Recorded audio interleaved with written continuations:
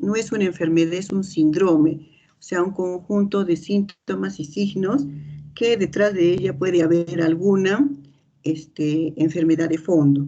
Entonces, para eso tenemos nosotros que investigar bien la edad del paciente, qué enfermedades padece y cómo son sus hábitos nutricionales. Además, hay que diferenciar si es hombre o si es mujer, ¿no? Para ver, y la edad. La edad es muy importante. Si es una mujer joven que está, dijéramos, en edad fértil y a veces las menstruaciones son muy abundantes, esa es una causa de anemia.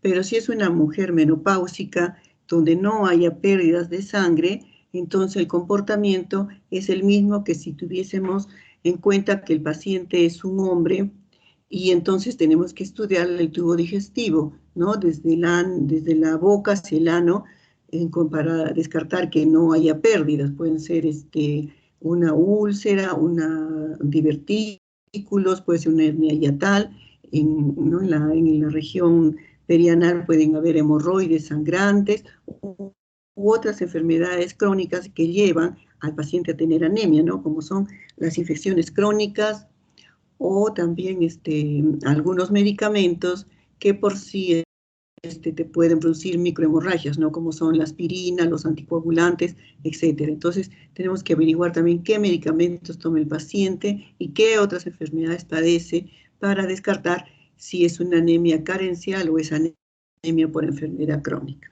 Puedes pasar la primera. Entonces, ¿cuál es la definición? La definición es la disminución de la masa eritrocitaria con el consiguiente déficit de aporte de oxígeno hacia los tejidos. Entonces, ustedes recuerdan que la hemoglobina transporta el oxígeno. Y si hay menor hemoglobina, por lo tanto hay menor oxígeno hacia los tejidos. Entonces, el intercambio gaseoso que se lleva en las células no va a haber, ¿no? A nivel de pulmón. Entonces, sale el CO2 y entra el oxígeno, pero va a haber menos, dijéramos, la hemoglobina carga el oxígeno, va a haber menos hemoglobina, por lo tanto, menos oxigenación. Entonces hay una hipoxia de tipo tisular. Entonces hay una disminución de la masa con disminución o hipoxia hacia los tejidos. En los adultos, varones, ¿no? Si el hematocrito es inferior a 41, es decir, a menos de 13.5 gramos, y en las mujeres menor a 37, es decir, menos de 12 gramos. En las mujeres embarazadas, para decir que existe anemia, es de 11 el nivel, ¿ya? Entonces, acá vamos a hablar de anemias de adultos. La anemia en los niños es diferente. Se considera en los niveles de hemoglobina, en los niños a partir de los 12 años ya tienen igual de hemoglobina que el adulto. Muy bien, continúa. Entonces, en el enfoque general, cuando nosotros nos enfrentamos a un paciente con anemia, nos interesa saber qué forma tienen los glóbulos rojos, la morfología, o sea, la forma. Y entonces eso lo podemos averiguar nosotros mediante un frotis de sangre periférica. Entonces, las máquinas computarizadas que existen actualmente te leen la morfología de los glóbulos rojos, te dan el tamaño, la forma. Entonces, si vemos anisocitosis, poiquilocitosis, diferente forma, tamaño, podemos saber que hay una alteración en la morfología. Entonces, muchas enfermedades congénitas de los glóbulos rojos pueden diferenciarse mediante el estudio nada más del frotis de sangre periférica, o sea, de la morfología de los glóbulos rojos. Otra forma es que nosotros estudiemos el índice de producción eritrocitaria. Existe esa fórmula que nosotros tenemos que saber el número de reticulocitos, el hematocrito del paciente sobre el hematocrito normal, ¿no? Y el valor referencial es de 0.5 a 2. Esto nos sirve en el caso de que nosotros estemos sospechando de una anemia aplásica, ¿ya? O una anemia hemolítica. Entonces, en la anemia aplásica va a haber disminución de los reticulocitos, que son los glóbulos rojos jóvenes, ¿no? Que solamente sale un 3 1% hasta 2% hacia la sangre periférica, pero la serie joven no sale a la sangre periférica en forma de reticulocitos. Entonces, están aumentados estos reticulocitos cuando hay hemólisis, o sea, destrucción de los glóbulos rojos, o cuando está disminuidos los reticulocitos cuando no hay producción, ¿ya? Entonces, nosotros debemos hacer, hay muchos tipos de anemia, entonces exámenes según la sospecha. Si es una anemia de tipo carencial debido a una deficiencia de hierro o debido a una deficiencia de ácido fólico o de B12, debemos pedir de acuerdo a eso, no es carencial. O si es una anemia por enfermedad crónica, igualmente tenemos que saber el nivel de ferritina, pero acá lo que se utiliza bastante son los receptores de la transferrina, que es la proteína transportadora de hierro. Lamentablemente en el hospital no se hace, pero en forma particular podemos pedirlos. Y el estudio de médula ósea nos sirve en casos en que no hayamos resuelto el problema del paciente en un mínimo de 3 a 6 meses. Si el paciente no hay respuesta al tratamiento de hierro, de ácido fólico B12, debemos nosotros en todo caso hacer un estudio, una evaluación de la médula ósea para ver cómo está la producción, cómo está la fábrica de los glóbulos rojos, es decir, en la médula ósea que se encuentra dentro de los huesos. La siguiente.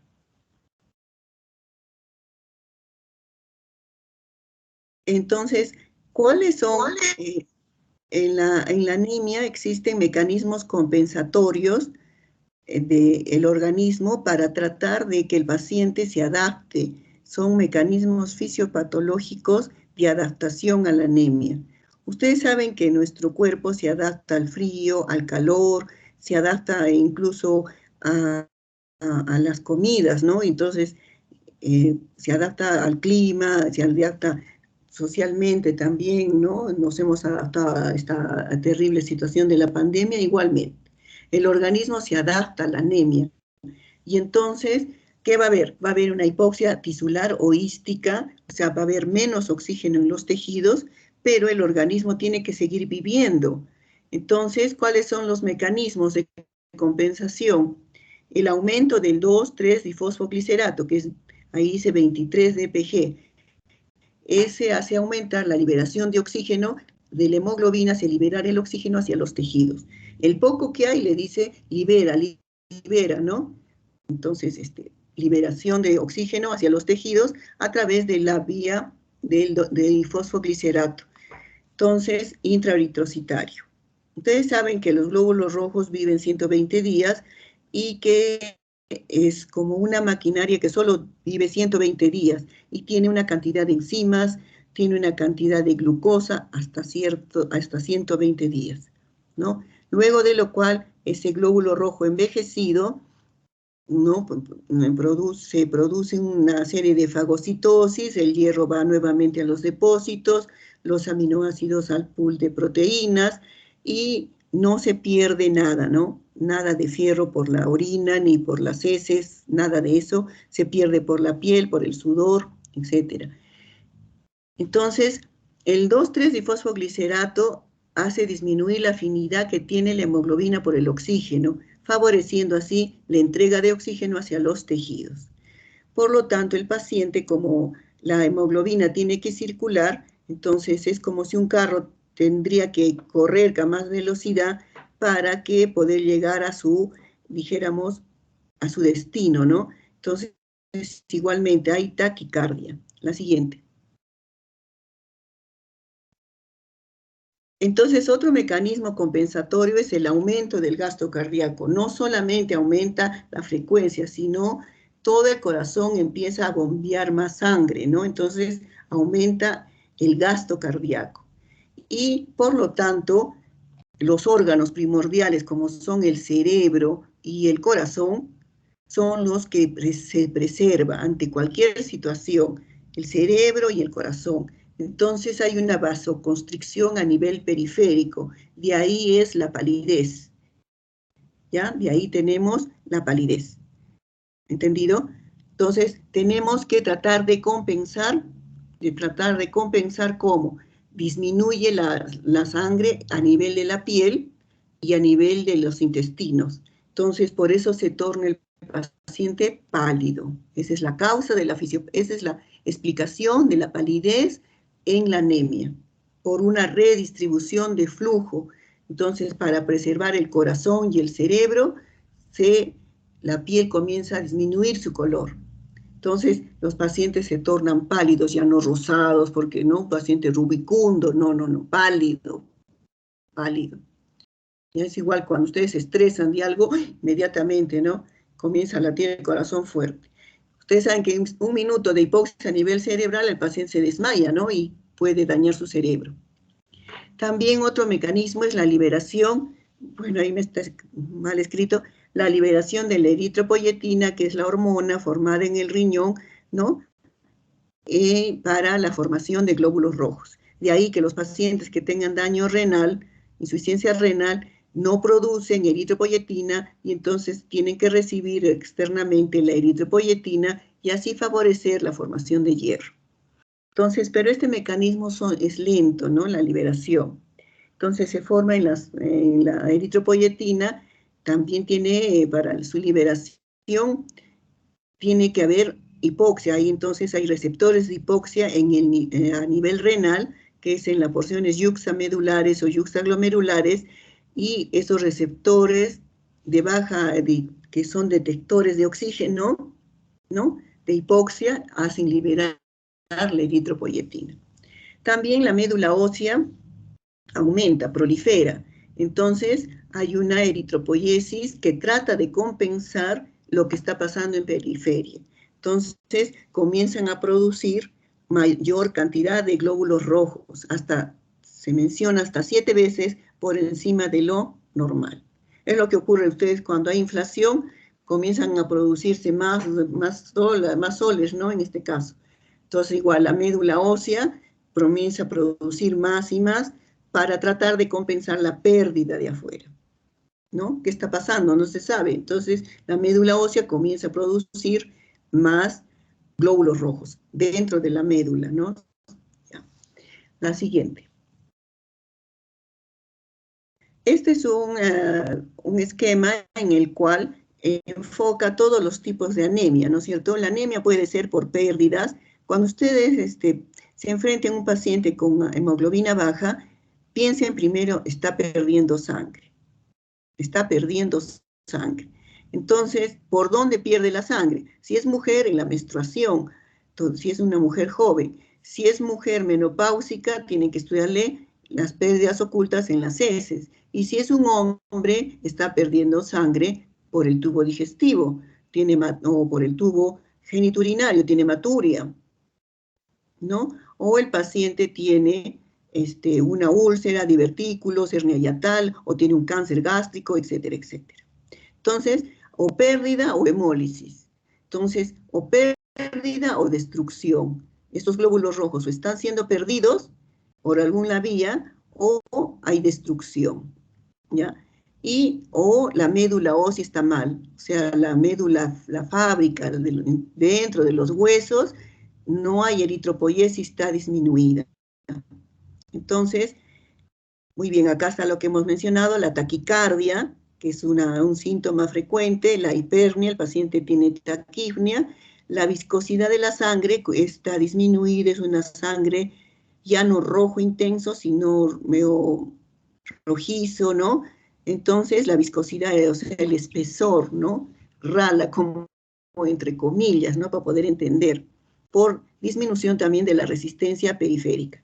Y por lo tanto, hay hipoxia a nivel de los tejidos. La hemólisis, lisis, ustedes saben que es destrucción, ¿no? Lisis. Entonces, hay destrucción de los glóbulos rojos. Estos pueden ser por factores intracorpusculares, o sea, dentro del glóbulo rojo, y factores externos. Dentro de los factores intracorpusculares, o sea, dentro del glóbulo rojo, acá está la hemoglobina, está rodeada estos glóbulos rojos por una membrana que es especial, una membrana que permite que este glóbulo rojo de forma bicóncava, de 7 micras, ¿no? cambie su forma en los pequeños vasos, ¿no? En los vasos más pequeños atraviesa vasos de 4, dijéramos, milimicras, ¿no? Micras. Y entonces, imagínense, si él mide 7, ¿cómo hace? Se dobla, se encurva, y etcétera, y pasa. Entonces, esa es dijéramos, la flexibilidad que tiene la membrana, no es una membrana plasmática rígida. Entonces, ¿quién le da esa flexibilidad? Una proteína llamada espectrina. Hay pacientes que tienen déficit de espectrina, ¿ya? Entonces, y en ese caso, ahí se llama esferocitosis. Hay alteraciones en la hemoglobina, hay alteraciones que no se sintetiza una cadena de la globina, ya sea la alfa, la beta, y entonces el ser humano, el adulto normal, tiene 2 cadenas alfa, 2 cadenas beta. La deficiencia de alfa se llama alfa-talasemia y la deficiencia de la beta se llama beta-talasemia. También puede haber mutaciones en la constitución de la hemoglobina. Entonces, la cadena alfa tiene, por decir, 144 aminoácidos en un orden establecido, ¿no? Adecuado. No puede haber alteración en la estructura, no puede haber movimiento de un aminoácido por el otro, ¿ya? Entonces, ahí si hay un movimiento de un aminoácido, del ácido glutámico, ¿no? Por la valina, en la posición 6 de la cadena beta, origina lo que se llama la hemoglobinopatía, y ahí ese glóbulo rojo se convierte en un glóbulo rojo rígido, incapaz de movilizarse, causando obstrucción, ¿ya? Entonces, son todas las formas intracorpusculares, la anemia falciforme o la hemoglobinopatía, que es lo mismo, la talasemia o la deficiencia de una proteína de membrana llamada espectrina. Y factores extracorpusculares como la hemólisis extravascular fuera de los vasos sanguíneos, como son que el glóbulo rojo se rodee de anticuerpos y al pasar por el por el hígado o el vaso se destruyen, ¿ya? Entonces son las causas de hemólisis. Muy bien. Aquí tenemos la eritropoiesis disminuida.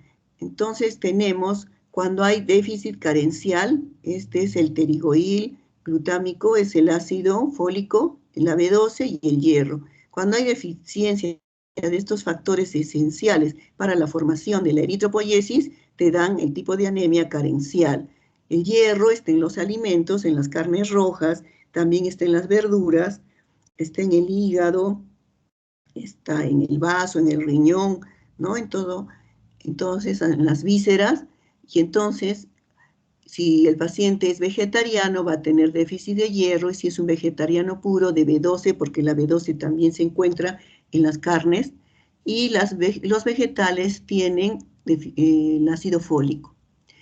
La insuficiencia medular es cuando la médula ósea está, dijéramos, como un terreno desértico, no hay ni glóbulos rojos, ni glóbulos blancos, ni plaquetas. Entonces, ha venido una plaga y se ha llevado todas las plantas y entonces no hay ni glóbulos rojos, ni blancos, ni plaquetas. A eso se denomina insuficiencia medular, ¿ya? Entonces, generalmente puede atacar solo los glóbulos rojos, ¿no? Y es lo más frecuente, ¿no? Porque las otras pueden estar disminuidas, pero ahí puede ser focalizada o puede ser difusa, completa, y entonces el paciente ahí tiene lo que se denomina pancitopenia y el paciente puede fallecer, ¿no? En cualquier momento. Muy bien, la siguiente. En la anemia megaloblástica es una anemia de tipo carencial por déficit de ácido fólico o deficiencia de B12. Cada uno de estos tienen sus propias causas, ¿no? Entonces aquí tenemos por una ingesta deficiente, por una absorción deficiente. Aquí tenemos también antagonistas del ácido fólico, como tenemos el metrotexate, que es un medicamento que se utiliza para enfermedades reumatológicas, para la leucemia, etc.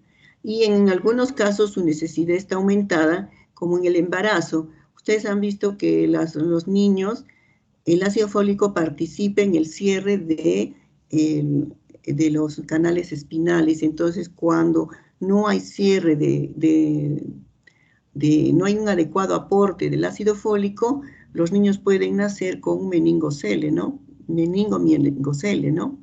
Entonces, y quedan inválidos, nacen inválidos, ¿no? Y acá la B12, necesita para su absorción, esto es muy importante, ¿no? Del factor intrínseco. Hay pacientes que no tienen el factor intrínseco por anticuerpos contra el factor intrínseco y es lo que se denomina como anemia perniciosa, generalmente en jóvenes, acompañados de otras endocrinopatías o otras enfermedades. Cuando se hace la remoción del factor intrínseco, esos pacientes ahora obesas que se sacan el estómago o se hace un bypass gástrico, entonces tienen que recibir a veces de por vida la B12, o pacientes con un cáncer en el cual se ha removido el estómago y entonces ya no hay liberación o formación de factor intrínseco. Y los síndromes disabsortivos o malabsorción que no permiten la absorción de B12. Entonces, enfermedades como el hipotiroidismo, el hipertiroidismo, que pueden llevar también a deficiencia de B12. El Diffidobotrum pacífico, algunos parásitos también pueden estar asociados a que no se absorbe la B12. La siguiente. Bueno, entonces, ¿cuál es la clínica? El paciente va a tener, como ya les mencioné, a los alumnos son como 24 síntomas los más importantes, ¿no? A nivel cardíaco tenemos la taquicardia, puede haber palpitaciones, puede haber soplos de tipo sistólico, pero de tipo funcional. El pulso, al tomar el pulso va a ser un pulso saltón y puede dar en los pacientes ancianos angina de pecho y en algunos ya casos severos llevar a una insuficiencia cardíaca severa. Entonces, el nivel mínimo de hemoglobina para que subsistan los pacientes es de 3. Debajo de eso el paciente fallece, entra en coma y ya pues irreversible, ¿no? A nivel de respiratorio, el paciente va a tener disnea, ¿no? Ustedes han visto ahora por esto del COVID que el paciente tiene sensación de ahogo, ¿no? Eso es la disnea. El paciente se ahoga, le falta el aire, entonces esa es la disnea. La taquipnea es el aumento de la frecuencia respiratoria, incluso hacen uso de los músculos intercostales, entonces por la deficiencia del oxígeno. Y la ortopnea, que es el paciente que no puede permanecer en decúbito dorsal y tiene que estar con 2 o 3 almohadas para poder respirar, ¿no? A nivel de neuromuscular pueden haber cefalea por la hipoxia, puede haber vértigos, que el paciente se desmaya, ¿no? Y puede haber síncope, también el paciente puede perder el conocimiento, no solamente tiene vértigos que gira, sino se cae al suelo por la anemia. Y luego tiene astenia, dinamia, cansancio, fatiga, todo eso. El paciente puede tener zumbido de oídos o tinnitus y va a tener mucho frío. El paciente tiene un aumento de la sensibilidad al frío. Este aumento de la sensibilidad al frío también se ve en el paciente que tiene hipotiroidismo, ¿no? Intolerancia al frío. La siguiente. La siguiente. Entonces, a nivel dérmico, vamos a ver lo que es característica, es la palidez. Es el primer síntoma, ¿no?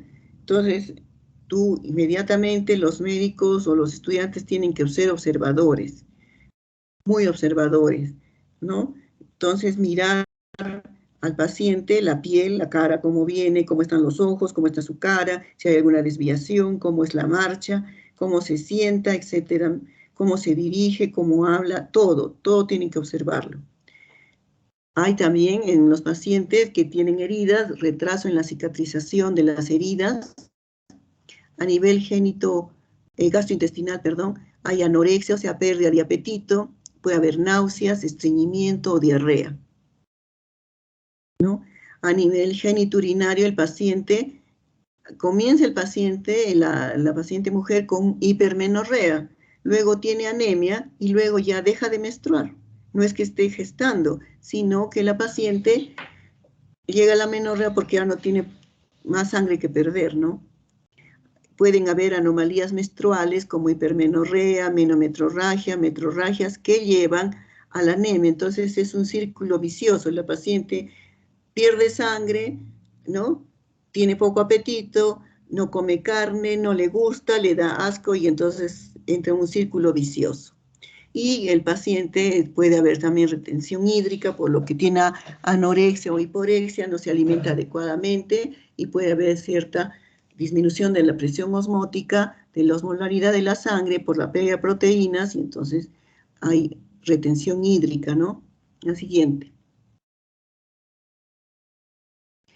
Los síntomas más frecuentes, la astenia progresiva, ¿no? El paciente va a sentirse cansado, o sea, en forma, cada día se siente más cansado, no puede caminar. Incluso los pacientes cuando llegan a la emergencia, en algunos casos severos ya, he visto a un paciente con 3, caminaba pero arrastrando los pies, arrastrando, ¿no? Ya el paciente se torna, sobre todo los niños, irritables, ¿no? Y los niños, sobre todo en el colegio, tienen falta de concentración, a veces las mujeres tienen insomnio, y los niños en el colegio, que tienen los niños que van a los preescolares, se duermen en la clase, ¿no? Entonces, tienen dificultad para el aprendizaje. Y la sensación de palpitaciones, ¿no? Que no las deja el paciente al caminar, ¿no? No pueden ir, imposible de que vayan a poder ir al gym, a hacer ningún tipo de ejercicio, se agitan, pierden el aliento. Hay disnea, puede haber calambres musculares, sobre todo en personas mayores, por la hipoxia a nivel de los tejidos, por aumento del ácido láctico, ¿no? Bueno, ya hemos mencionado esto, cefalea, mareos, tinnitus, dispepsia, náuseas, ¿no? Y otros. Ya los estamos repitiendo. La siguiente. Entonces, acá existen algunas anemias, dijéramos, eh, tienen síntomas característicos, ¿no? Por decir, la anemia de Fanconi es una anemia congénita, ¿no? Tienen displasia en el radio. Aquí el paciente tiene muchas otras alteraciones, ¿no? Y son de tipo congénito. La deficiencia de hierro tiene las uñas en cuchara o coiloniquia, tiene la pica, la glositis, la estomatitis o queilitis, etc. Y la aplasia de células rojas tiene pulgares con 3 falanges, ¿no? O sea que nunca he visto la aplasia de células rojas, pero no tenía esta alteración. Pero siempre hay que estar pendiente de cosas raras, ¿no? Cosas raras. La siguiente. El dato fundamental en la exploración física, que es fácil de reconocer, por eso aquí he puesto el color amarillo, la palidez, ¿no? Va a depender del grosor de la piel y del color de la piel. Entonces, en nosotros, que somos medios cobrizos, marroncitos, a veces es difícil distinguir, ¿ya? Entonces, tenemos que ver las conjuntivas palpebrales o debajo de la lengua, ¿ya? Esto ya hemos mencionado. La siguiente.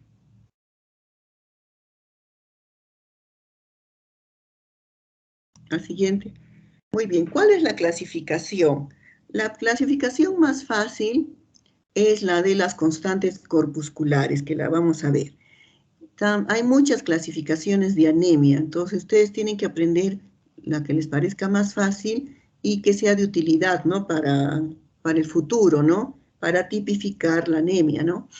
Entonces puede haber disminución en la producción, o sea que, como hemos mencionado en el cuadrito, entonces disminución en la síntesis de la hemoglobina por déficit de hierro, ¿no? En la síntesis del DNA, porque el ácido fólico y la B12 participan en la síntesis del DNA. ¿Entendido? Entonces son importantes, son el ácido fólico y la vitamina B12 son importantes para que se sintetice el DNA. Entonces, cuando el paciente tiene anemia megaloblástica, hay una alteración en la síntesis de DNA. Hay acumulación de homocisteína, ¿no? Entonces, el ácido fólico convierte la metionina o homocisteína en metionina. Entonces, hay una alteración, ¿ya? Entonces, aquí hay acúmulo de la homocisteína y entonces eso causa daño en el organismo.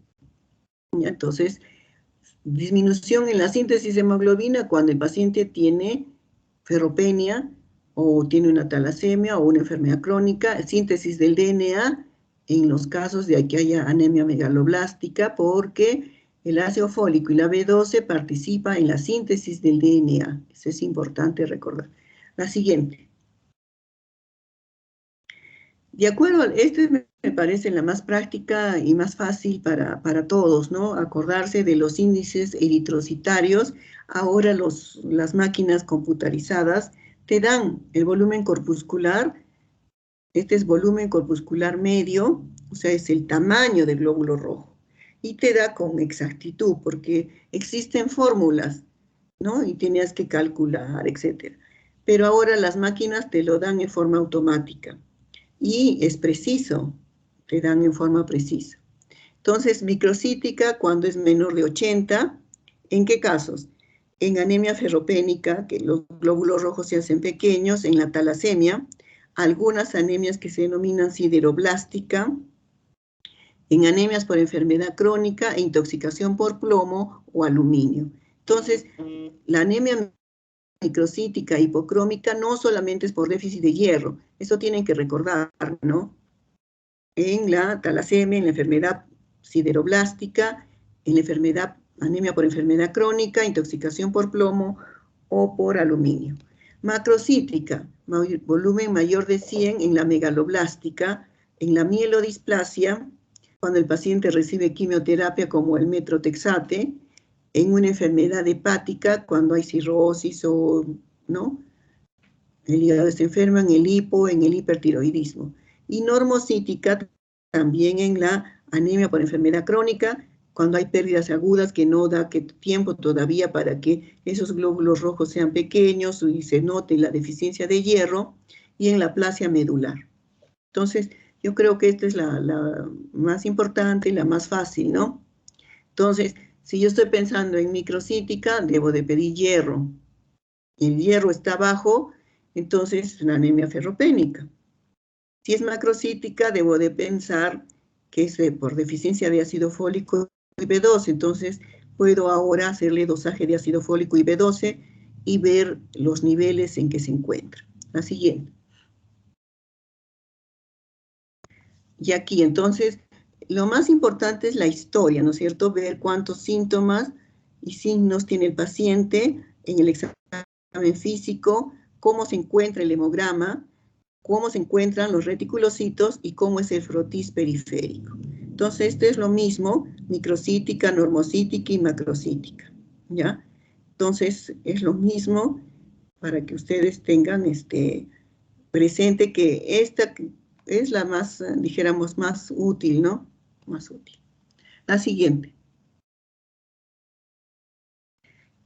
Acuérdense, yo nunca me olvido de esta pregunta porque el último examen que di de medicina cuando era alumna, me dijo las causas de anemia microcítica. Yo, deficiencia de hierro, me acordaba, talasemia. Y intoxicación, no me acordaba si era por plomo, aluminio, confundí, eran 5, ¿no? Te pedían 5, yo, deficiencia de hierro, talasemia, intoxicación. Y decía el profesor, ¿por qué? Aluminio, te faltan 2. Entonces, por eso siempre la tengo esta presente, siempre de las causas y en los nervios que no te dejan pensar, ¿no? Adecuadamente. Entonces, siempre hay que estudiar 5 más causas de todas las enfermedades. La siguiente. Entonces, aquí es importante, acuérdense, la anamnesis. Es muy importante que ustedes pregunten al paciente. A veces el paciente dice, no le hace caso y tiene hemorroides. Señor, usted cuando hace la deposición sale bañada de sangre, aunque es una pregunta un poco engorrosa, ¿no? Lógicamente, ¿no? Pero tienen que preguntarla. Entonces, las heces salen bañadas en sangre y te dice, sí, no. Y a veces, no, pero eso no es problema. Es problema porque es una anemia crónica, ¿ya? A la exploración física tienen que examinar desde las uñas, por eso las uñas, ¿no? Las uñas, para ver la coiloniquia. Entonces le pasan el dedito por las uñas y ven si tiene una ligera depresión o tiene estrías longitudinales, así acuérdense como la calamina, ¿no? Entonces, yo ya recuerdo a un alumno, le dije, ¿tiene estrías longitudinales? Me dijo, ¿como la calamina? Exactamente. No me había puesto a pensar, yo repetía lo que decía en el libro, pero sí como la calamina. Entonces, ¿no? Entonces acuérdense como la calamina, ¿sí? Esas son deficiencias de hierro. O puede ser debido a otras causas también, ¿no? Los dermatólogos estudian la piel y faneras, de eso trabajan. Entonces, ¿qué debemos de pedir? Un hemograma completo que incluya hemoglobina, leucocitos y plaquetas. Entonces, hemoglobina, leucocitos y plaquetas, las 3 series que son importantes para el estudio de una anemia. Las constantes corpusculares, los reticulocitos para ver si hay hemólisis o no hay, la fábrica no está bien, hay disminución, y el grupo de sangre y el factor RH, por si acaso el paciente requiere una transfusión de sangre. Porque hay pacientes que llegan a edad adulta y no saben ni su grupo de sangre, entonces, como no sabe, y cuando dio a luz no le pidieron el grupo de sangre, desconocen, entonces, ahora, el 80% de la población peruana, ¿no? Tiene O positivo, ¿ya? Entonces no hay error, pero de todas maneras tiene que estar el grupo en la historia, en la primera hoja donde están las funciones vitales, tiene que estar el grupo del paciente. Porque si nosotros no tenemos el grupo del paciente, puede haber algún error, aunque lo verifican en el banco de sangre, y un error de incompatibilidad puede cobrar la vida de los pacientes. ¿Ya? Muy bien. A ver la siguiente.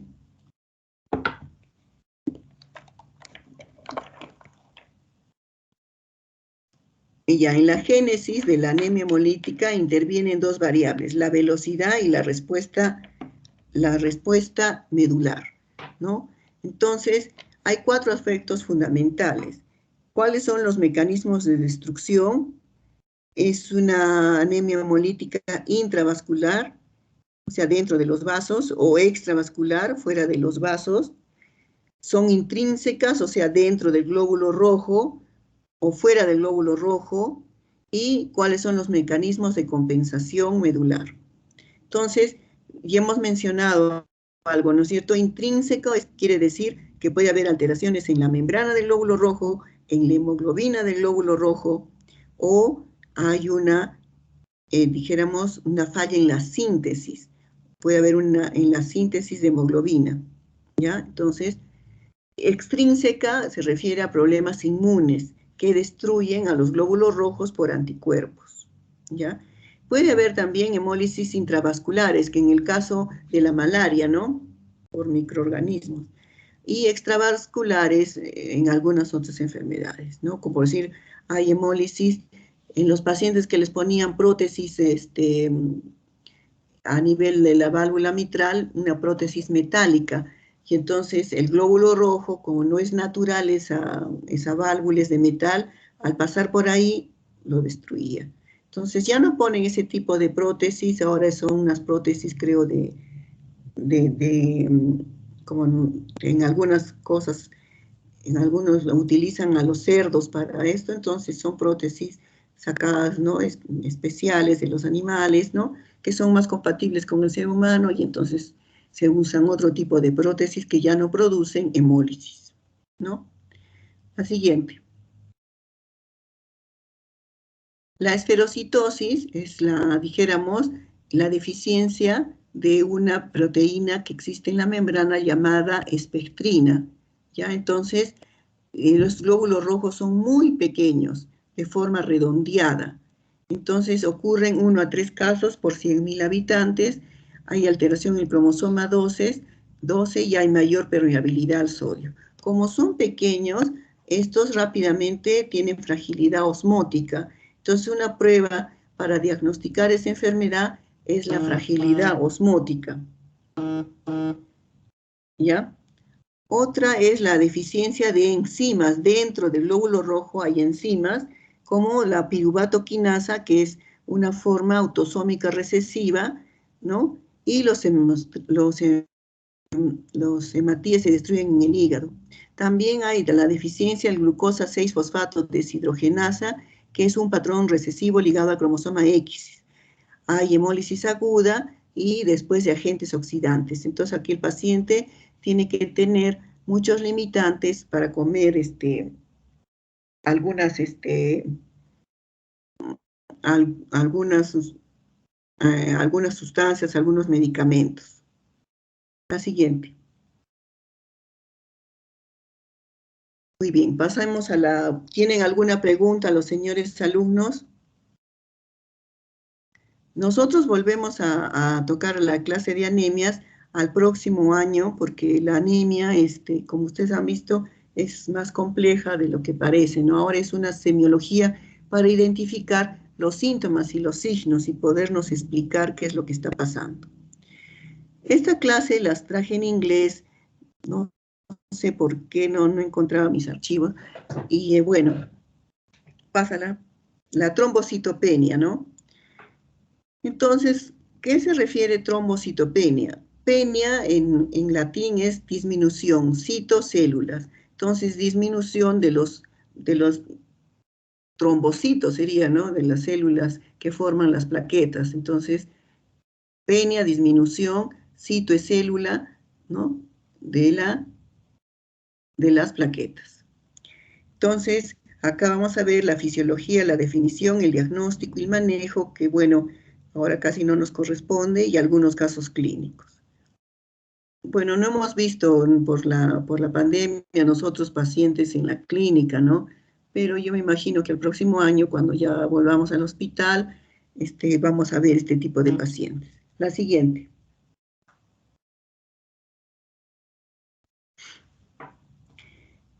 Las plaquetas, dice, son normalmente fabricadas en la médula ósea de los progenitores celulares conocidos como megacariocitos. Son fragmentos de los megacariocitos.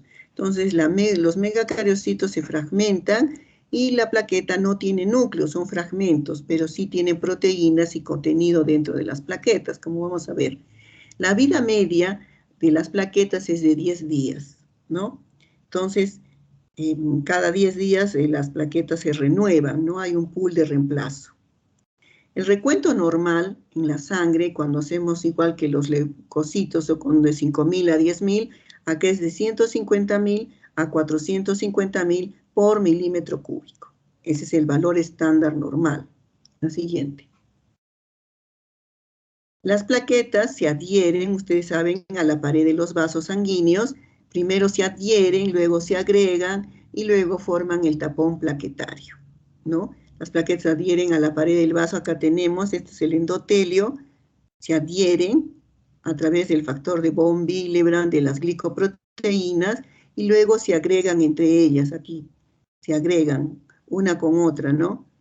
A través de el fibrinógeno. Entonces, las plaquetas tienen receptores para los factores de la coagulación como la glicoproteína 2B3A, que es para el fibrinógeno.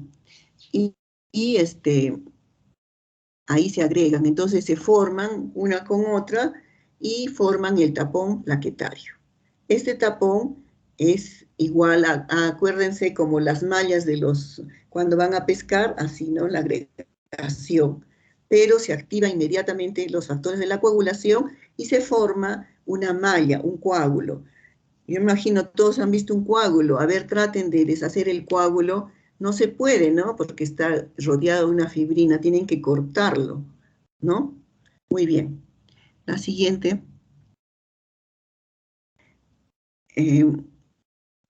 ¿Cuándo aparecen los síntomas? Entonces, si el paciente tiene de 50.000 a 150.000, no va a tener síntomas, ¿ya? Y el tratamiento en general no es requerido. Pero los pacientes son, aquí pues, como es una enfermedad crónica, se ponen un poco, no dijéramos pesados, ¿no? Ellos quieren entender que no se debe dar tratamiento. Entonces quieren que se les siga dando y entonces se les sigue dando y entonces el medicamento de elección es la prednisona, entonces comienzan a tener Cushing secundario, después hacen osteoporosis, por último hacen cataratas Y entonces después ya ellos quieren saber más de medicina que el médico. Entonces, acá tienes que tener una relación con el paciente un poco, cada uno ocupe su lugar, ¿no? Que se ubiquen, porque ellos mismos se automedican, es un desorden, te digo. Entonces, de 50 a 150.000 no hay síntomas y el paciente no requiere tratamiento. De 20 a 50.000 son los primeros síntomas y acá generalmente necesita iniciarse un tratamiento, ¿ya? Entonces, el tratamiento de elección son las inmunoglobulinas, ustedes van a ver, humanas, inmunoglobulinas, o el corticoide. De 10.000 a 20.000, acá puede estar en peligro la vida del paciente, ¿no? Entonces, acá tenemos que ser más exigentes con el tratamiento, incrementar la dosis de corticoides o poner altas dosis de corticoides para que el nivel de plaquetas suba en menos de 24 horas, porque puede haber sangrado inminente. El sangrado puede ser a nivel del sistema nervioso central y puede comprometer la vida del paciente, ¿no? Eso es lo grave. Y menos de 10.000, ¿no? Ya eso ya puede en forma espontánea ser hemorragia intracerebral. Aquí incluso los pacientes deben recibir transfusión de plaquetas cuando están menos de 10.000. Un tiempo se transfundía cuando estaban de 20.000, luego la Sociedad Americana dijo ya con 10.000. ¿Sí? La siguiente.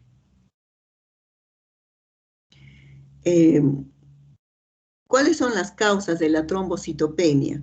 Entonces, puede haber una pseudotrombocitopenia cuando el paciente recibe una transfusión o cuando hay una hemodilución, ¿ya? Entonces, eso se denomina pseudotrombocitopenia. Cuando hay dijéramos, un secuestro en el vaso lo secuestra y entonces, o cuando hay una destrucción periférica, o cuando hay una baja producción. ¿Ya? Entonces, baja producción, puede ser una anemia plástica, un secuestro a nivel del vaso, puede haber supónganse una cirrosis, el paciente tiene cirrosis, baja las plaquetas. Y entonces el gastro te lo manda, pero el paciente no tiene el problema hematológico en sí, es un problema secundario al problema del hígado, ¿ya? Y una destrucción periférica, que es la causa inmune, en la cual la plaqueta es rodeada de anticuerpos, y al igual que los glóbulos rojos rodeada de anticuerpos, se destruyen, ¿no? Ya la siguiente. Entonces acá tenemos, miren, la pseudotrombocitopenia, las plaquetas forman grumos, ¿no? Y esta frotis, este es un frotis de sangre periférica, miren, aquí están en grumos, entonces, y aquí no hay nada. Entonces, por eso se denomina pseudo, falso, no tienes que mirar acá. La lámina se tiene que mirar. En el hospital existe el patólogo clínico. Primero existe el tecnólogo tiene que revisar la lámina, le avisa al patólogo clínico, el patólogo clínico avisa al médico hematólogo. La siguiente. Por destrucción periférica, hemos dicho de causa inmune y de causa no inmune. Inmune es que el anticuerpo rodea la plaqueta y es destruida. Puede ser primaria, puede ser secundaria a una neoplasia, puede ser secundaria a problemas infecciosos, etcétera, o inducida por drogas. Dentro de esto tenemos la última droga que induce trombocitopenia, es la heparina, ¿ya? Y los mecanismos no inmunes, tenemos activación y consumo de las plaquetas, por ejemplo, en la púrpura trombocitopénica trombótica o en la coagulación intravascular diseminada. La coagulación intravascular diseminada ocurre en pacientes con sepsis, donde se forman coágulos en la microvasculatura y se produce obstrucción de la microvasculatura, entonces hay hipoxia, necrosis y muerte de los tejidos, ¿no? Entonces, es cuando ya es el final de los pacientes con sepsis. El 80% de los pacientes con coagulación intravascular diseminada mueren, ¿ya? Y la púrpura trombocitopénica trombótica, en la cual no solamente hay trombocitopenia, sino también hay compromiso neurológico, hay compromiso renal, hay anemia hemolítica, etc. La siguiente. Entonces, lo que nosotros nos dedicamos, exactamente los hematólogos, es lo que se denomina PTI, ¿no? PTI al revés del inglés, PTI, púrpura trombocitopénica inmune o idiopática, ¿no? Es la trombocitopenia cuando el paciente tiene menos de 100.000. El paciente tiene 120.000, está dentro del rango y no va a tener síntomas, acuérdense.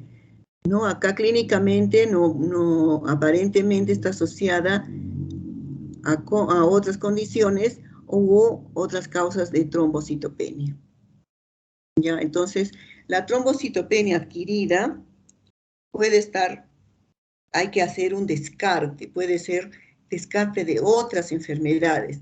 Otras enfermedades que asociadas a trombocitopenia puede ser el lupus eritematoso, pueden ser las drogas asociadas a ciertos medicamentos, como son todos los antiinflamatorios que pueden causar trombocitopenia, asociada también a infecciones, ¿no? Infecciones como la brucelosis. Nosotros no tenemos brucelosis aquí, ¿ya? Entonces, puede estar asociada también al HIV, al SIDA, al SIDA. Entonces, cuando apareció la época del SIDA, en el 80, cuando fue el boom, ¿no? Que el SIDA daba a homosexuales, a los adictos a drogas, y tenían bajas las plaquetas. Entonces, en Estados Unidos se guarda la sangre de todas las muestras que son semejantes hospitales, de todo el que ha ido una sola vez, le guardan su suero. O enfermedades que no se tiene causa, se guarda el suero. Y entonces guardaron los sueros de los que tenían plaquetas bajas. Volvieron a correr el virus, si tenían el HIV, ¿no? El virus de la inmunodeficiencia humana, y vieron que está asociado. ¿Ya? Entonces, cuando nosotros nos encontramos con una PTI, está asociado, puede estar asociado al HIV, puede estar. Entonces, piensa mal y acertarás, no, que puede estar asociado al HIV. Entonces, tienen que hacerle la prueba obligatoria a los pacientes. Ahora, en las emergencias, todos los momentos, antes de operar, se hace HIV como normal, ¿no? O sea, como grupo sanguíneo. Antes se tenía que pedirse el consentimiento a los pacientes, ¿no? Porque como está relacionado a la vida sexual del paciente, es algo íntimo y entonces no podemos difundirlo, etcétera, etcétera, pero ahora eso ya ha cambiado, ¿no? Porque lo que el paciente necesita es que se le diagnostique a tiempo las enfermedades. Aproximadamente existe 100 por millón y la mitad de los casos, en estos casos, son niños. En adultos existen 2 picos de esta enfermedad. En los jóvenes menores de 40, con predominancia de las mujeres, y en mayores de 60, ¿no? Predominantemente no masculinos, ¿no? La siguiente. ¿Cuál es la etiología? Las plaquetas tienen anticuerpos tipo IgG, 80% de los casos, dirigidos contra la superficie de la glicoproteína 2B3A y la glicoproteína 1B, 9 o 5. Puede haber un daño en la megacariocitopoiesis, en la producción de megacariocitopoiesis, o puede haber una destrucción de las plaquetas mediadas por las células T por un problema de inmune, ¿no? Inmune. La siguiente.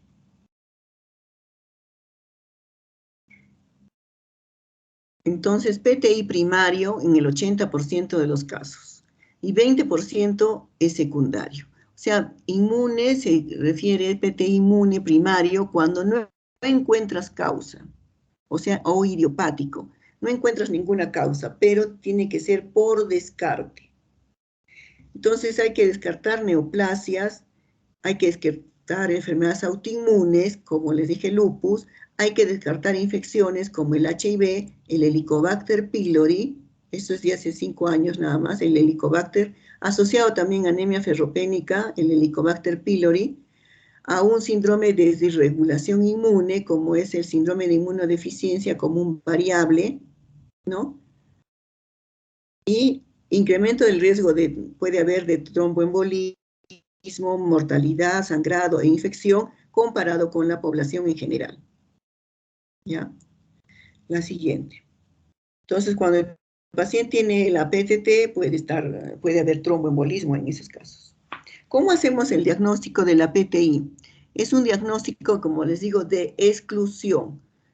Tenemos que descartar neoplasias, tenemos que descartar infecciones y tenemos que descartar otro tipo de complicaciones, o sea, y qué drogas o qué medicamentos está tomando. No hay un test de laboratorio para el diagnóstico que nos diga PTI, púrpura trombocitopénica idiopática. Necesita ser excluidas las causas de trombocitopenia. O sea, es un diagnóstico de exclusión. Exclusión. Tienes que pensarlas en todas. La siguiente. La historia. ¿Cómo debemos evaluar un paciente con plaquetas bajas? Tiene el paciente cuánto ha tenido un control de plaquetas normales. Hay que revisar la medicación, ¿no? Si toma, qué antibióticos, se mencionan las penicilinas, las quininas, los medicamentos anticonvulsivos, también la gabapentina. Si ustedes ven la lista, ustedes revisen nomás la lista de medicamentos que producen plaquetas, hacen producir la disminución de la producción de plaquetas, hay una lista enorme, ¿ya? Ahora, incluso la ciprofloxacina, ¿ya? Entonces, todos los AINES, excepto los inhibidores de la COX-2, como son el Celebrex, que lo habrán escuchado, ese no te baja tanto las plaquetas. Entonces, potencialmente cualquier medicamento puede bajar las plaquetas, dependiendo de las personas. Ustedes saben que somos iguales, pero nuestros cuerpos no son iguales a todos, ¿no? Eso ya está demostrado, ¿no? Que no todos son iguales. ¿Por qué? Porque han visto pacientes con tomografía de 80% con el COVID no se han muerto, y hay otros que sí. ¿Por qué? Le dieron mejor tratamiento si no hay tratamiento para eso. Entonces, su organismo, ¿no? ¿Qué factores influenciaron? Eso hay que ver.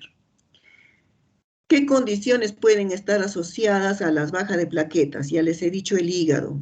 El hígado. Entonces, esta trombocitopenia no te da esplenomegalia ni hepatomegalia, la primaria. Y entonces, si encontramos hepato, esplenomegalia y con plaquetas bajas, no es una PTI, es un problema de cirrosis o cualquier otra cosa, pero no es PTI inmune. Ese es un secreto, un tips que les doy. Entonces, como nos tocan pacientes de un colega, de otro, el paciente tenía esplenomegalia, entonces no puede decir que tiene una púrpura trombocitopénica inmune, porque no hay esplenomegalia cuando el paciente tiene PTI. ¿Entendido? En la hepatitis, hay que descartar hepatitis, enfermedad tiroidea, ya sea ambos, hipo o hiper, infecciones virales, ya hemos mencionado, riquezia, acá casi creo que no hay riquezia, ¿no? De las enfermedades de las montañas rocallosas, la riquezia Provasecki, que da en el cañón del Colorado, nos hacían aprender esas cosas raras, pero me acuerdo desde entonces, ¿no? El embarazo puede estar asociado a plaquetas bajas y el bebé puede nacer también con plaquetas bajas porque hay anticuerpos que pasan a través de la placenta y hay que tener cuidado con el bebé que puede nacer con plaquetopenia. Ya, muy bien. Y preguntar acerca de otras condiciones las cuales pueden estar asociadas con PTI. La siguiente. Entonces, la historia, ustedes van a ver que las historias clínicas tienen que ser, cuando ya tú eres especialista, dirigidas a buscar tal y cual cosa. Entonces, la historia general que se les enseña, sí, sirve, pero ya cuando ustedes sean especialistas van a ver que las historias tienen que ser más para la especialidad. Evaluación del paciente con plaquetas bajas. Evaluar si tiene adenopatía, si tiene esplenomegalia, ¿no? Buscar estigmas de sangrado. Aquí es la petequia es la clave del asunto. Preguntar sobre el paciente, si tiene sangre en la orina, de qué color orina, como el lavado de carne, que orine, que les muestre la orina, ¿no? y las petequias. Y puede haber sangrado, hemorragia intracerebral, ¿no es cierto? Y ese puede ser peligroso. Entonces acá te da signos de hipertensión endocraniana y el paciente puede fallecer en horas. Los datos de laboratorio. El recuento de los otros células de la sangre debe ser normal, o sea, la hemoglobina debe estar normal y los leucocitos deben estar normal. Ahora, si el paciente ha sangrado mucho porque tiene una hemorragia digestiva por la plaquetopenia, puede tener un poco de anemia, ¿sí? Chequear la B12 y el ácido fólico, porque algo que no les mencioné, en la anemia megaloblástica, al igual que en la anemia plástica, hay pancitopenia, ¿no? Esto, como es una clase de semiología, y ya cuando entremos a clínica, ustedes tienen que saber todos los tips que les tengo que dar para el futuro, ¿no? Pero aquí hay pancitopenia en la anemia megaloblástica. Buscar SMIR periférico, o sea, el frotis periférico, porque pueden haber grumos de plaquetas, ¿ya? Y hacer el test del screen de la coagulación, o sea, un test para ver el perfil de coagulación de los pacientes y descartar PTT pura trombocitopénica trombótica o excluir la coagulación intravascular diseminada, ¿no?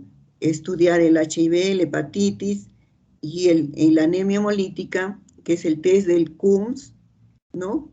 Y también estudiar el TSH. Entonces, el test de Coombs nos sirve para hacer el diagnóstico de hemólisis. Entonces, son anticuerpos. Nosotros hemos dicho que el glóbulo rojo se rodea de anticuerpos y el suero de Coombs tiene anticuerpos contra los anticuerpos que están pegados al glóbulo rojo. Sale positivo cuando el paciente tiene anticuerpos en la membrana, ¿no? Si el paciente normalmente no tiene anticuerpos, dijéramos, dirigidos contra el glóbulo rojo, entonces ese test va a salir negativo, ¿ya? Entonces, puede ser considerado no hacer la biopsia de médula ósea en pacientes mayores de 60 años. Y en pacientes ya de la tercera edad, creo que yo estoy entrando. Los megacariocitos deben estar presentes, ¿no? También pueden haber casos de anemia plástica de pura de las series megacariocíticas. Entonces, aquí una forma de la médula ósea es, hay hiperproducción, al igual que cuando hay una anemia ferropénica. La médula ósea ya ha dejado de hacerse un poco en la PTI, ¿no? En la púrpura trombocitopénica inmune, pero depende si ustedes pueden confiar en el de laboratorio, en el patólogo clínico, ¿no? Y no les puede hacer cometer errores, entonces no haces la médula ósea. Pero en nuestro caso nosotros seguimos haciendo, ¿no? La siguiente. El manejo en los pacientes en los adultos, ¿no? Porque el manejo en niños es diferente. Si el recuento es de 40, 50.000, no debe haber terapia, ninguna terapia es requerida. Checar el recuento del paciente con intervalos, ¿no? Cada semana, cada 10 días, etc. Si el recuento es de menos de 20 a 30.000, empezar con corticosteroides, que es la terapia de elección. Parar los AINES, todos los, ¿no? Para mejorar la función plaquetaria. Parar toda la medicación innecesaria. Entonces, nosotros tenemos que, por eso les digo, cualquier medicamento puede bajar las plaquetas. Todo tienes que quitarle. Salvo lo que el paciente, pues, si toma para la presión arterial, no le puedes quitar eso, ¿no? Los que son mínimos, esenciales, esos no les puedes retirar. La siguiente. Ya, si el recuento, por decir, es más de 10.000, tratar con prednisona y con altas dosis. Este es el último tratamiento de la Sociedad Americana, 40 miligramos por día de dexametasona por 4 días. Si el recuento es menos de 10, tratar con prednisona o dexametasona o con la inmunoglobulina 1 gramo por kilo por día por 2 días. Esto te hace subir las plaquetas en 24, 48 horas, ¿ya? Cuando el paciente toma por largo tiempo corticoides, adicionar calcio y vitamina D para evitar las pérdidas, la osteoporosis, osteopenia, etc. Si el paciente tiene un sangrado severo, puede ser necesario transfusión de plaquetas. Bueno, esto vamos a tratarlo nosotros hasta el próximo año en clínicas, pero para que tengan una idea general, porque no les vamos a preguntar sobre tratamiento. El próximo año sí. La siguiente. La siguiente, eso sí, no, mejor no les toco el tratamiento porque después, la siguiente. Van guardando ustedes estas slides para que sepan, aunque ha cambiado el tratamiento en los últimos tiempos, pero no mucho, no mucho. La esplenectomía son líneas a sacarles el vaso porque es el sitio de destrucción, pero como que ya es secundario, ¿no? Porque hay otros medicamentos ahora que son tan equivalentes como la esplenectomía. El rituximab es un anticuerpo monoclonal y los inhibidores de la trombopoyetina, que es la proteína, la hormona sintetizada por el hígado para la formación de los megacariocitos y luego las plaquetas, ¿no? Entonces, la trombopoyetina que no les había mencionado. La siguiente. La siguiente. Esto no. No. La siguiente.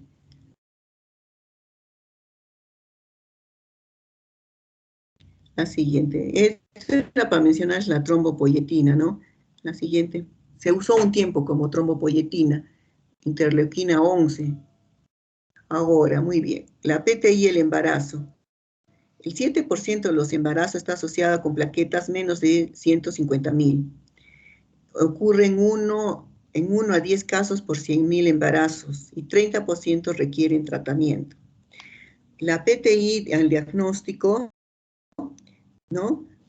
Previo al embarazo, incrementa el riesgo de pérdida fetal y el bebé nazca con una pérdida de bajo peso al nacer el bebito, ¿no?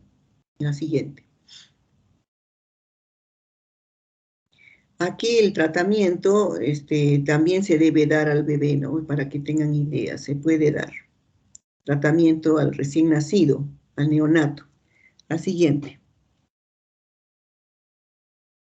Bueno, aquí este caso, ¿no? Es una mujer de 19 años, estudiante del colegio, que presenta un rash, sobre todo en extremidades inferiores. Ella ha tenido una infección viral 2 semanas atrás y ella no tuvo ningún otro medicamento, no tomó ningún otro medicamento y ella no está tomando tampoco.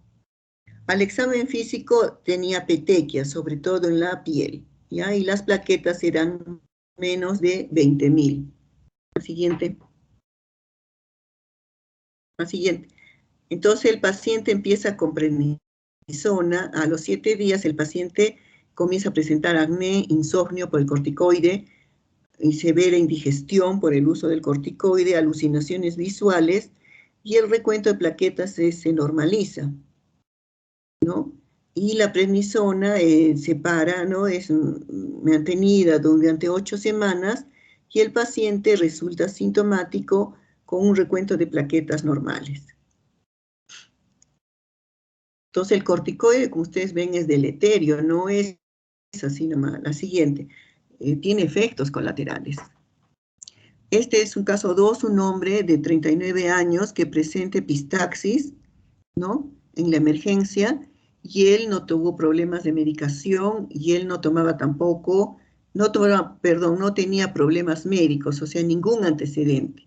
Y él no tomó ninguna medicación. Él trabaja como taxista y no tiene exposición ocupacional a ningún medicamento, droga, etc.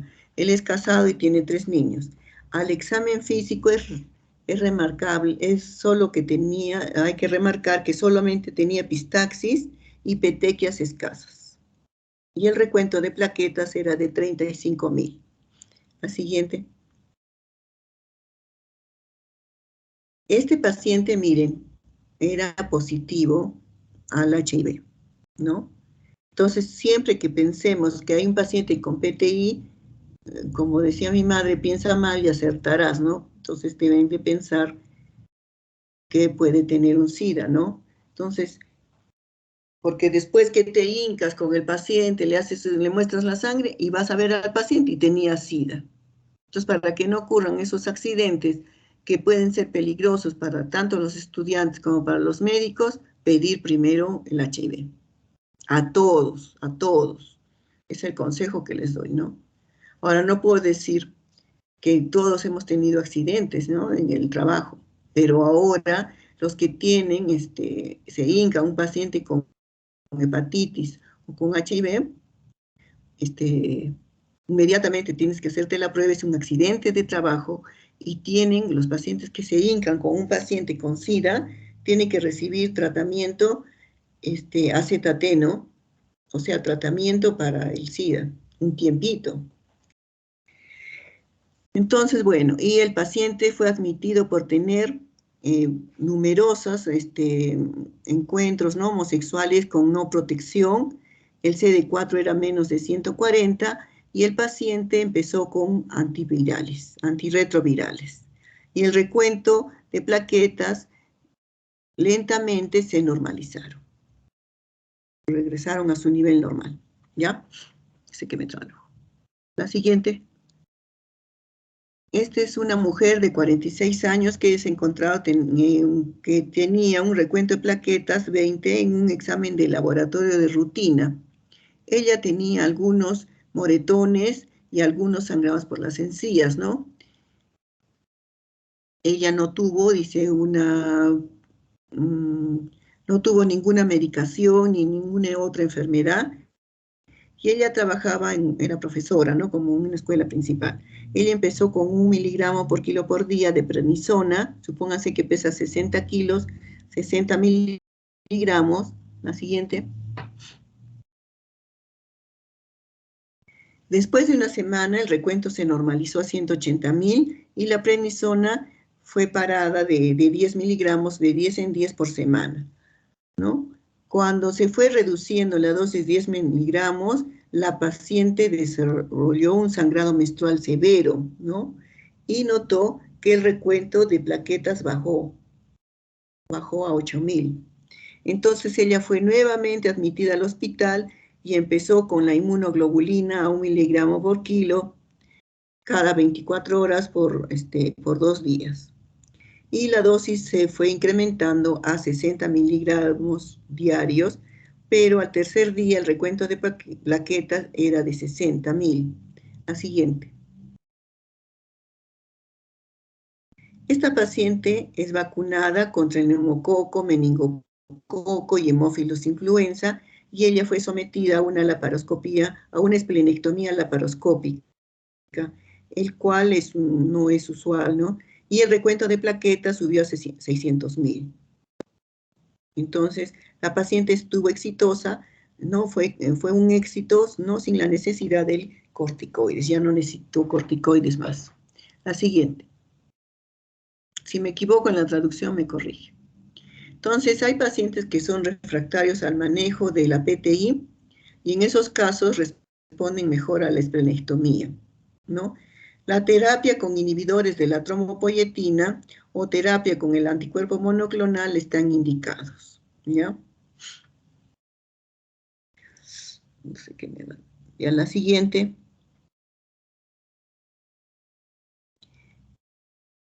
Estas son las drogas que comúnmente están implicadas en la trombocitopenia: los antibióticos beta-lactámicos, el trimestoprim, sulfamethoxazol, la vancomicina, la quinina, quinidina, la heparina, por eso ahora hay las heparinas de bajo peso, el axizimab, que es un antiglicoproteína 2B3A, que es de UCI, que se utiliza como anticoagulante, los bloqueadores H2, ¿no?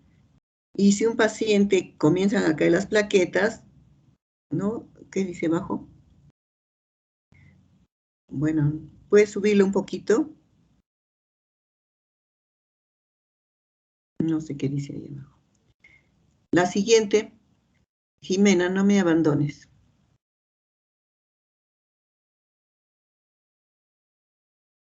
Jimena, ¿ahí acabó? Jimena. No, doctora, no, sino que se ha...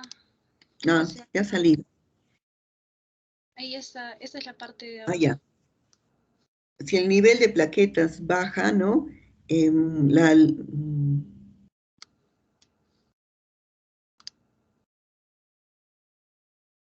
Ahora, y el paciente tiene alguna, o sea, recibe alguna de estas medicaciones, debe ser parado inmediatamente, ¿no? Ya, aquí caso 4. Esta es una mujer de 55 años con sangrado por fosas nasales, la boca y los dientes, ¿no? Tiene las enfermedades que tiene hipertensión, diabetes y osteoartritis. Ella toma glucocorticoides, glucofage, hidroclorotiazida, quinina, ¿no? Y tiene petequias, tanto en los miembros inferiores como el torso. Sí. Entonces la paciente fue admitida al hospital, se paró la quinina, el paciente se trató con transfusiones de plaquetas y la inmunoglobulina, y el recuento de plaquetas se normalizó en 5 a 6 días. A los 8 meses más tarde, la trombocitopenia recurre y el paciente es admitido, ¿no?, para tomar quinina otra vez para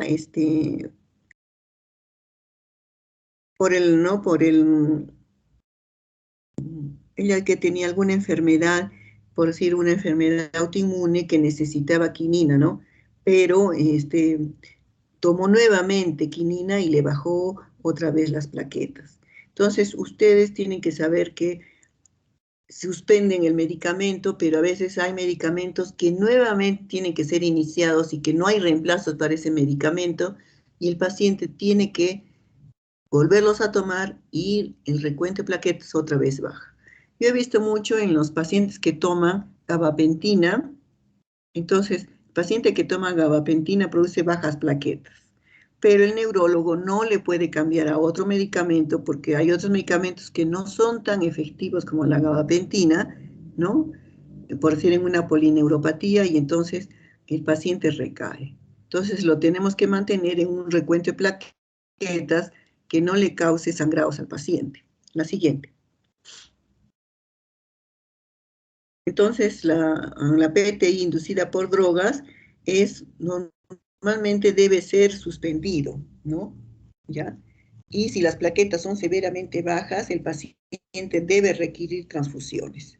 La inmunoglobulina es particularmente de ayuda en los pacientes que tienen PTI inducida por quinina.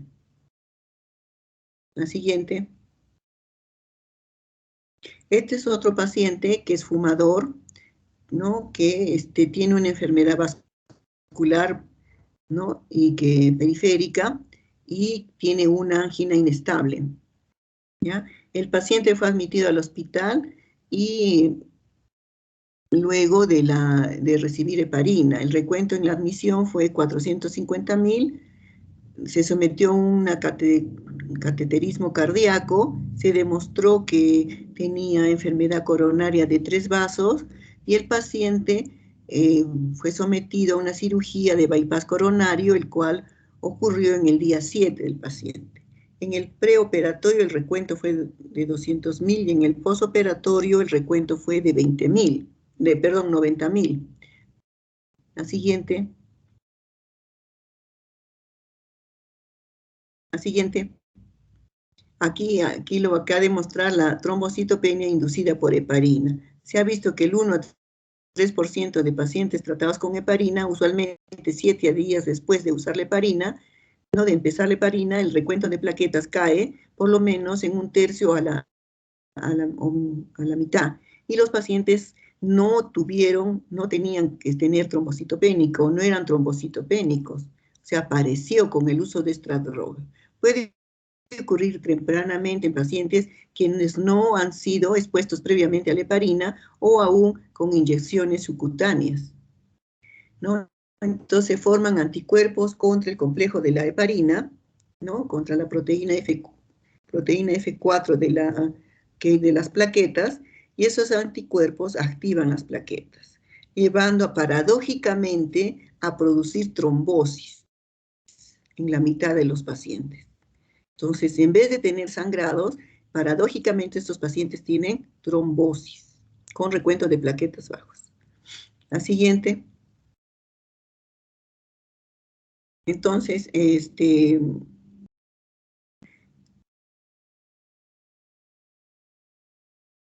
estos pacientes pueden tener un recuento, especialmente puede haber necrosis en la piel por la trombosis, ¿no? Entonces puede iniciarse una trombocitopenia con la reexposición a la heparina, ¿no? Y hay que parar, en este caso, la heparina, ¿no? Puede haber después trombosis después de la exposición a la heparina, acuérdense, trombocitopenia y después puede aparecer trombosis. Entonces, ya las heparinas de alto peso molecular han sido incluso, ¿no?, un poco alejadas. Ahora hay nuevos anticoagulantes o heparinas de bajo peso molecular que casi no producen la producción de anticuerpos contra el uso de esta. La siguiente. Entonces, si el recuento de plaquetas cae, ¿no?, con la heparina, pararle heparina inmediatamente, pararle heparina, ¿no? Y el uso de diferentes anticoagulantes como el argotraban, que son otros anticoagulantes, o la lepirudin, ¿no? Estos solamente hay el argotraban, creo que no ha llegado, el Pradax es el argotraban, sí. La siguiente. Este es un paciente de 75 años que presenta fiebre, náuseas y vómitos y dolor en epigastrio con irradiación hacia el brazo. La amilasa tiene 12.000, la lipasa 3.000 y el paciente fue tratado por pancreatitis. Al día 2 de la hospitalización, la hemoglobina y el recuento de las plaquetas estaban bajos. Al cuarto día, la hemoglobina estaba en 7, las plaquetas en 12, el tiempo de protrombina y el tiempo de tromboplastina normal, la amilasa y la lipasa y la LDH estaban en 5.000 y la creatinina subió a 2.8. La siguiente. Esta se trata de la anterior, de una púrpura trombocitopénica, ¿no?, trombótica, o sea, es una microangiopatía trombótica, ¿ya? Se acompaña de anemia hemolítica, se acompaña de bajas plaquetas, de daño renal, hematuria y proteinuria. Entonces, para complicar el asunto de la púrpura trombocitopénica, tenemos que descartar nosotros, está dentro del diagnóstico diferencial. Entonces, este paciente tiene manifestaciones neurológicas, dolor de cabeza, confusión, estupor, estrojo, o sea, como un ACV, coma, convulsiones, dolor abdominal. Entonces, esto entra dentro del diagnóstico diferencial de una púrpura trombocitopénica inmune, que parece ser una patología frecuente, pero esta púrpura trombocitopénica trombótica o microangiopatía trombótica es de más difícil diagnóstico y mucho más complicado. La siguiente. La siguiente, pasa. Esta es la explicación. La siguiente. No vamos a entrar en esto porque eso es para ya las clínicas, para confundirlos más, no los vamos a confundir. La siguiente. Creo que ahí nomás esto. Es que esto era de la clase de las clínicas. La siguiente. Y esto que ya en resumen, cuando el paciente está con menos de 20.000, usualmente requiere hospitalización. Entonces, en emergencia se ve a veces, colegas, que el paciente está con 20.000 o 30.000, lo mandan a su casa. Para dar de alta a un paciente tiene que estar 50.000, acuérdense. Antes era 70, ahora ha bajado a 50. Y en mi época, cuando hacían la residencia, en 100.000. Entonces, cada vez está bajando el recuento de plaquetas para dar de alta, ¿no? Pero con 20.000 no lo puedes mandar a su casa, o menos de 20.000. Hay que excluir, por eso les digo, la púrpura trombocitopénica trombótica y la coagulación intravascular diseminada, que estos diagnósticos son un poco dijéramos, de una severidad muy compleja que comprometen casi todos los órganos del cuerpo, pero está dentro del diagnóstico diferencial. Parar todos los medicamentos si fuera posible, ¿no? Debe investigarse enfermedades infecciosas, como el SIDA, el Helicobacter, y empezar una terapia apropiada. La siguiente, creo que ahí. Si el paciente está en recuento de 20 a 50.000, siempre debe excluirse el PTT, púrpura trombocitopénica trombótica, asociado esto es a trombosis, anemia hemolítica, daño neurológico, daño renal, y la coagulación intravascular, parar todos los medicamentos, y requiere, ¿no?, un tratamiento probable. La siguiente. Si el paciente está en 50, 100.000, hay que revisar, ¿no?, previamente todos los anteriores hemogramas, recuento de la sangre, parar todos los medicamentos, a tener cuidado si el recuento de pacientes se mantiene estable, y si el paciente es anciano, puede ser una mielodisplasia o probablemente una PTI crónica. La siguiente. Bueno, ahí acabó.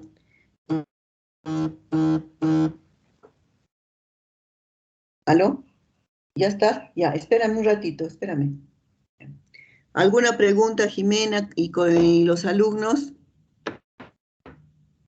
El día miércoles también vamos a hacer, Jimena, la clase, ¿no? Vamos a repetir. Sí, el miércoles a las 3 p.m., sí. Sí, si tienen alguna pregunta, me la hacen llegar con Jimena para podérsela resolver. ¿Entendido? ¿Sí? Señores alumnos, ¿están ahí o ya se han dormido? Sí, doctora.